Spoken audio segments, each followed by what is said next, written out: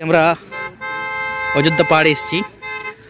অযোধ্যা পাহাড়ে রাস্তার মাঝে আমরা গাড়ি দাঁড় করিয়ে দেখুন আমরা খেজুর গুড় একদম সুন্দর টাটকা তাজা খেজুর গুড়ের সন্ধানে চলে এসেছি। তো এই যে দেখছেন খেজুর গুড়, এই যে দেখছেন চুল্লিগুলো, এর বিশাল বড় বড় চুল্লি। এই চুল্লিগুলোতে আপনাদের খেজুর গুড় তৈরি হয়। এটা অযোধ্যা পাহাড় টুরগা ড্যামের খুব কাছেই।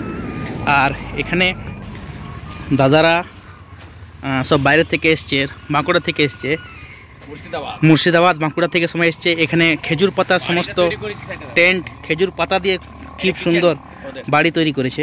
এটা হচ্ছে এদের কিচেন, বাড়িটা তৈরি করেছে। এবং বাড়িটা দেখুন, এই হচ্ছে দাদা। দাদা এই যে সুন্দর সুন্দর খেজুর গুড় দেখছেন, আমরা পুরো প্যাকেটে ভর্তি করে নিয়েছি। ইনি হচ্ছেন দাদা। দাদা আপনার নাম কি? আনিসউদ্দিন খান। আপনার বাড়ি বাঁকুড়া। তা বলুন, এই খেজুরগুলো আপনারা কেমনভাবে বিকেন, মানে রেট কত? 150 টাকা। 150 টাকা ঝোলাটা, 150 টাকা আর শুকনাটা 250। শুকনোটা 250। আপনারা শীতকালে শুধু থাকেন না শীতকালের পর? শীতকালে তারপরে চলে যাবেন। তারপরে এইসব টেন্ট বাড়িগুলো সব উঠে যায়। এই জায়গাটা কাদের? লোকের। বলে দাও না, যতজন আসবে পর্যটক অযোধ্যা পাহাড় বেড়াতে, আপনারা সবাই দাদার কাছে চলে আসবেন, খেজুর গুড় নেবেন। এই যে দাদার এটা হচ্ছে দাদার ফোন নাম্বার। দাদার নাম মুক্তার খান। আমি এবার বাড়িটা আপনাদেরকে দেখিয়ে দিই।